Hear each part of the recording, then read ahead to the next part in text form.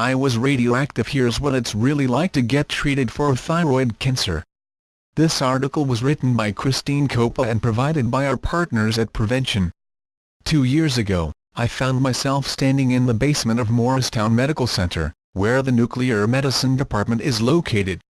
Scraping dark blue nail polish from my fingers, I anxiously waited for a technician to administer I-131, which is radioactive iodine in pill form. I had already signed paperwork saying I would isolate myself from everyone for at least 4 days and avoid getting pregnant for a year. "Coppa," a voice called. "Ready?" he asked. I looked at him like he was a crazy person for expecting me to ingest what he was so cautiously avoiding. But taking I-131 was hopefully the last step of treatment for thyroid cancer. Heal your whole body with Rodale's 12-day liver detox for total body health. A surprise diagnosis. I found out that I had cancer in 2014, when my internist felt a lump in my neck at a routine physical. She grabbed my hand and slid it over the suspicious mass. It felt like a big, juicy grape. A series of tests including blood work, an ultrasound, a carrot, a fine needle biopsy, and a laryngoscopy confirmed that the lump really was cancer. Up until I heard the word cancer, the laryngoscopy was the worst part. The spray-numbing agent wasn't foolproof, and it felt like a piece of wire feeding slowly into my nose, down my throat. Like many young women, I routinely checked my breasts for lumps but never gave much thought to my thyroid. But this gland is actually pretty important, since it produces hormones that help regulate heart rate, body temperature, mood, metabolism, and a zillion other bodily functions. No one knows why I got thyroid cancer at 33, though getting tons of X-rays as a teenager I needed a spinal fusion to correct an aggressive case of scoliosis might have had something to do with it. I ended up having 2 surgeries, one to remove the 4-centimeter tumor and right side of my thyroid and a second procedure to remove the rest of the gland. The recovery wasn't terrible. I had a small slit in the center of my neck, it was a little irritating to swallow, and I only had to spend a few days in the hospital. But emotionally, I was a wreck. As I watched the drip drip drip of the IV bag, I wondered if the doctors had gotten all of the cancer. They didn't. Tests revealed that my surgeries had left behind some thyroid cells, and I also had a spot on my chest. I tried not to panic, but I immediately thought of the fault in our stars. Crap, I thought. I'm going to die or need an oxygen tank. My son, Jack, was only 7 at the time, and I'm a single mom. Read about my life-changing pregnancy in Rattled, a memoir. I also had a new golden retriever puppy, Lucy. What would happen to them? Thyroid cancer is often called a good cancer because it has a 5-year survival rate of nearly 100% if it's caught early. I had stage 1, so the odds were in my favor. With my thyroid gone, my doctor started me on Thyroid, which is a synthetic hormone that mimics the hormone that's naturally made by the thyroid gland. But it takes time for Thyroid to sink into your system, and getting the dosing right isn't easy. When my dose was too low, I felt bloated, cold, and depressed. But if you take too much, you can end up sweaty and anxious and develop an irregular heartbeat. Meanwhile, I had to prep for radiation. Iodine is essential for the natural production of thyroid hormone, so I was put on a low-iodine diet to starve my body of this element. When iodine is reintroduced through radioactive iodine treatment, it kills remaining thyroid tissue and cancer cells. I also needed injections of a drug called Thyrogen and a full-body scan to determine how much thyroid tissue and how many cancer cells were still in my body. Finally, I was ready for the last step. Radioactive. I stared at the white pill in the shot glass-sized cup, cringed, and said, "Bottoms up." Then the technician made me drink an 8-ounce bottle of water. "Go straight home," he said.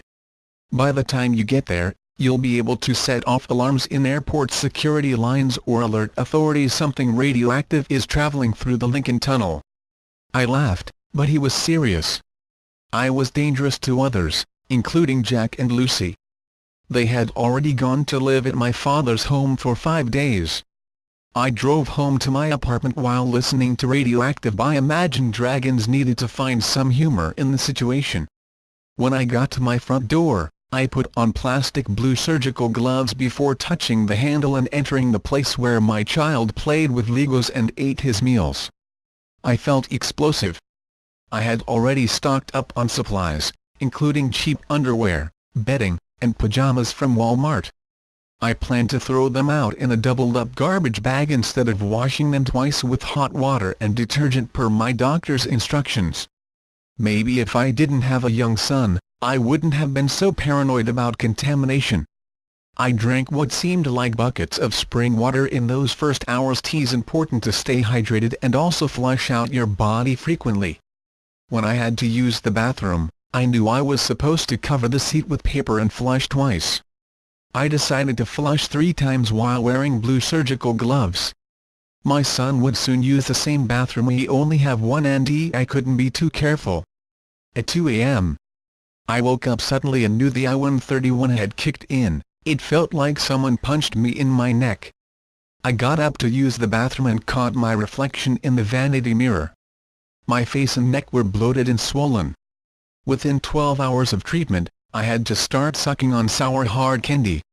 The goal was to make my salivary glands secrete some of the radioactive iodine they might have picked up, because this would supposedly help my neck feel less sore. I never want to eat or even see a lemon drop again. Everyone experiences radiation treatment differently. For the first 24 hours, my eyes, neck, and head hurt and I dry heaved. I couldn't stomach food for at least 48 hours, so I stuck to water and ginger ale. Living in isolation. To pass the alone time, I decided to watch Showtime's Weeds on Netflix. Soon I was dying to find out what was next for Nancy Botwin and her dysfunctional family. Speaking of family, my dad completely ignored the quarantine rule and showed up at my apartment. I heard the key twisting in the door, and I yelled at him from bed to stay back. He asked if I was okay from the hallway and told me he brought over a strawberry frozen yogurt shake. "Leave it on the carpet in the hallway," I said. "You can't be here." He stayed for a few minutes to chat, and when he left I retrieved the shake. I retreated back to my bed and the adventures of Nancy Botwin. As a single mom, I rarely get to be alone, so I found a silver lining in radiation treatment. I could relax and let my guard down. This was the first time in forever that I didn't have to wake up at 6 a.m. to walk my dog or make my son a waffle. My free days were numbered, though. My energetic little boy and puppy would be coming home soon, and I had a lot to do to prepare. The day before Jack and Lucy came back, I found myself nonchalantly spraying the kitchen floor with water from the sink hose in my underwear, a tank top, and flip-flops. Next, I splattered some pure bleach onto the tiles and pushed the mop around. I used an all-purpose bleach cleaner to scrub the kitchen counters and outside of the fridge. I steam cleaned the carpet and spent an hour bleaching the bathroom as if I were covering up a murder scene. I gathered the linens, clothing, and towels I used during my quarantine and double-bagged them in heavy black garbage bags. I did the same with the garbage bin in my room and tossed it down the garbage chute. I sprayed my mattress with an entire can of Lysol and washed all my furniture with a bleach solution. I was lucky it was wintertime.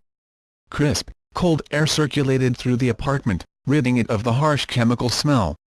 I imagined that it was also sucking out all the radiation, even though I knew that was BS. Returning to a new normal. Right before my son came home, I showered and washed my hair.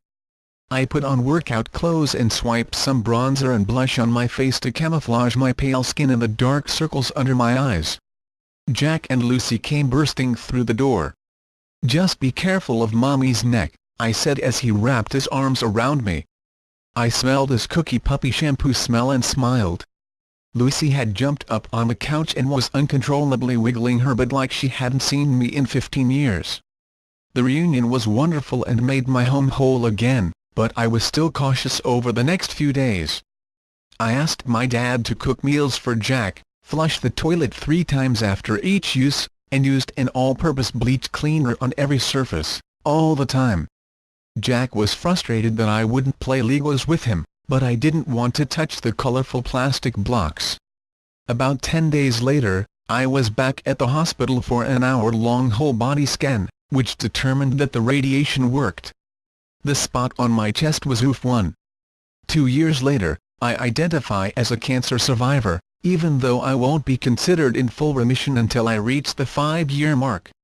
Until then, I have to go for a big scan every year, get ultrasounds twice a year, and give my weight in blood to make sure no cancer cells are creeping around.